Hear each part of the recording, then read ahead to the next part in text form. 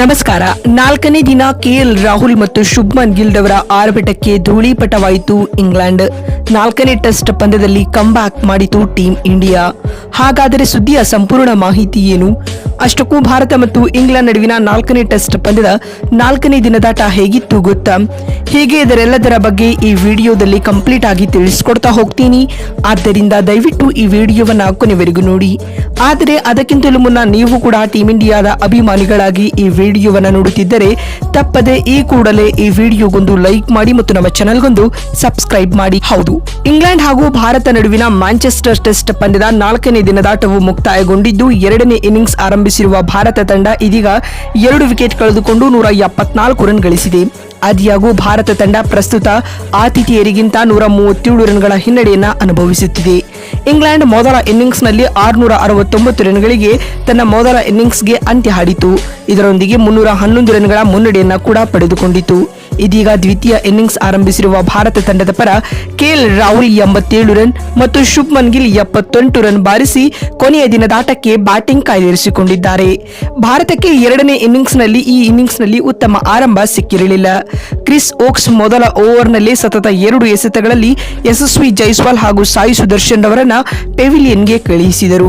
ಇಬ್ಬರು ಕೂಡ ಖಾತೆ ತೆರೆಯಲು ಸಾಧ್ಯವಾಗಲೇ ಇಲ್ಲ.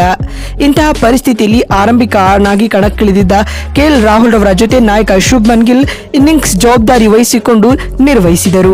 ಇವರಿಬ್ಬರು ಅರ್ಧಶತಕ ಸಿಡಿಸುವ ಮೂಲಕ ದಾಖಲೆಯ 174 ರನ್ಗಳ ಜೊತೆಯಾಟವನ್ನ ನಡೆಸಿದ್ದಾರೆ. ಇನ್ನು ದಿನದಾಟದ ಮೊದಲ ಸೆಷನ್ ಇಂಗ್ಲೆಂಡ್ ಪಾಲಾಗಿತ್ತು.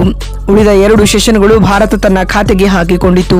ಎರಡನೇ ಮತ್ತು ಮೂರನೇ ಸೆಷನ್ನಲ್ಲಿ ಭಾರತ ಸಂಪೂರ್ಣವಾಗಿ ಪ್ರಾಬಲ್ಯ ಸಾಧಿಸಿತು. ಕೆಎಲ್ ರಾಹುಲ್ ಮತ್ತು ಶುಭ್ಮನ್ ಗಿಲ್ ಬಹಳ ತಾಳ್ಮೆಯಿಂದ ಬ್ಯಾಟಿಂಗ್ ಮಾಡಿ ಇಂಗ್ಲೆಂಡ್ ತಂಡವನ್ನ ವಿಕೆಟ್ಗಳಿಗಾಗಿ ಹಾತೊರೆಯುವಂತೆ ಮಾಡಿದರು. ರಾಹುಲ್ 210 ಎಸೆತಗಳಲ್ಲಿ 87 ರನ್ ಗಳಿಸಿ ಅಜೇಯರಾಗಿ ಉಳಿದಿದ್ದರೆ ನಾಯಕ ಶುಭ್ಮನ್ ಗಿಲ್ ಕೂಡ 167 ಎಸೆತಗಳಲ್ಲಿ 78 ರನ್ ಕಲೆ ಹಾಕಿ ಅಜೇಯರಾಗಿ ಉಳಿದಿದ್ದಾರೆ. ಭಾನುವಾರದ 5ನೇ ದಿನವೂ ಇಬ್ಬರು ಉತ್ತಮವಾಗಿ ಬ್ಯಾಟಿಂಗ್ ಮಾಡಬೇಕಾಗಿದೆ. ಇದು ಸಾಧ್ಯವಾದರೆ ಮ್ಯಾಂಚೆಸ್ಟರ್ ಟೆಸ್ಟ್ ಪಂದ್ಯವು ಭಾರತ ಡ್ರಾ ಮಾಡಿಕೊಳ್ಳುವಲ್ಲಿ ಯಶಸ್ವಿಯಾಗಲಿದೆ ಸ್ನೇಹಿತರೆ. ಇನ್ನು ಇದಕ್ಕೂ ಮುನ್ನ ಇಂಗ್ಲೆಂಡ್ನ ಮೊದಲ ಇನ್ನಿಂಗ್ಸ್ 669 ರನ್ಗಳಿಗೆ ಅಂತ್ಯವಾಯಿತು. ಈ ರೀತಿಯಾಗಿ ಆತಿಥೇಯರು ಭಾರತಕ್ಕಿಂತ 311 ರನ್ಗಳ ಮುನ್ನಡೆಯನ್ನ ಪಡೆದುಕೊಂಡರು. ಇಂಗ್ಲೆಂಡ್ ತಂಡದ ಪರ ಜೋ ರೂಟ್ ಹಾಗೂ ಬೆನ್ ಸ್ಟೋಕ್ಸ್ ಮೊದಲ ಇನ್ನಿಂಗ್ಸ್ನಲ್ಲಿ ಶತಕ ಗಳಿಸಿದರು. ಅದೇ ಸಮಯದಲ್ಲಿ ಭಾರತದ ಪರ ರವೀಂದ್ರ ಜಡೇಜಾ 4 ವಿಕೆಟ್ ಪಡೆದುಕೊಂಡರು.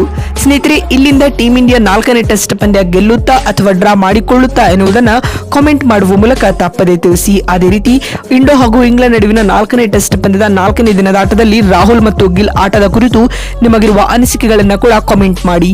ಮತ್ತೊಂದು ವಿಡಿಯೋದಲ್ಲಿ ಸಿಗ್ತೀನಿ. ಅಲ್ಲಿವರೆಗೂ ನಮಸ್ಕಾರ, ಧನ್ಯವಾದಗಳು ಸ್ನೇಹಿತರೆ.